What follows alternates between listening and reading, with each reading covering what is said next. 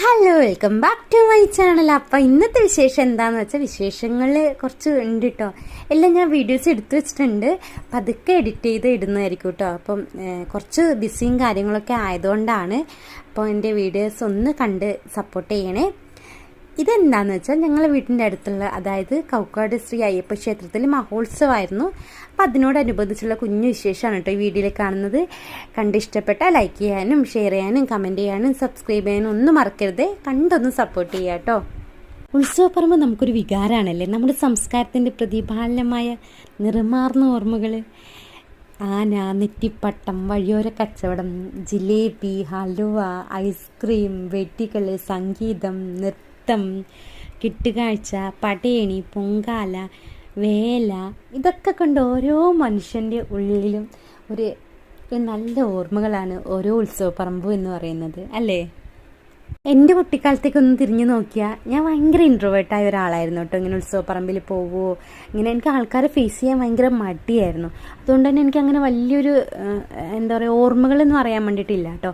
എന്നാലും എൻ്റെ മനസ്സിലേക്ക് ഇന്നും ഉത്സവം എന്ന് പറയുമ്പോൾ എൻ്റെ മനസ്സിലേക്ക് ഓടിയെത്തുന്നു എൻ്റെ നാട്ടിലെ അമ്പലത്തിൽ ഞങ്ങൾക്ക് പൂരത്തിൻ്റെ അന്ന് കഞ്ഞി കിട്ടും കേട്ടോ. ഞങ്ങൾ അമ്പല വരാന്തയിൽ പോയിരുന്ന് വാഴപ്പോളം കൊണ്ട് പ്ലേറ്റ് ഉണ്ടാക്കി അതിൽ കഞ്ഞി ഒഴിച്ച് അതിൻ്റെ സൈഡ് ഒരു വാഴയില, ഇങ്ങനെ വാഴയിലയിൽ കുറച്ച് എലിശ്ശേരി, പെരക്ക്, അച്ചാർ, ഒരു സൈഡ് ഇത്തിരി ഉപ്പൊക്കെ നുള്ളിയിടും കേട്ടോ. അതൊക്കെ കൂട്ടി കഴിക്കുന്ന ഒരു, എൻ്റെ പൊന്നോ പറയാൻ എനിക്ക് വാക്കുകളില്ല കേട്ടോ. ആ ഒരു ടേസ്റ്റ് ഇന്നേവരെ ഒരു ഫുഡിനും എനിക്ക് കിട്ടിയിട്ടില്ല. ഞാൻ ഏറ്റവും മിസ് ചെയ്യുന്നത് എൻ്റെ നാട്ടിൽ അതാണ് കേട്ടോ. എനിക്ക് ഉത്സവം എന്നൊക്കെ പറയുമ്പം എനിക്ക് എൻ്റെ നാവിൻ തുമ്പിലേക്ക് എത്തുന്നത് ആ ഒരു രുചിയാണ്. ഇനി കഴിക്കാൻ പറ്റുമോ എന്ന് എനിക്കറിയില്ല. ഇനി എപ്പോഴെങ്കിലും ഞാൻ പോവുകയാണെങ്കിൽ, കാരണം ആ നാട്ടിലിപ്പോൾ അവിടെ ആരുമില്ല കേട്ടോ. എൻ്റെ അമ്മമ്മേൻ്റെ നാടായിരുന്നു, അപ്പോൾ ഇപ്പോൾ അവിടെ ആരുമില്ല.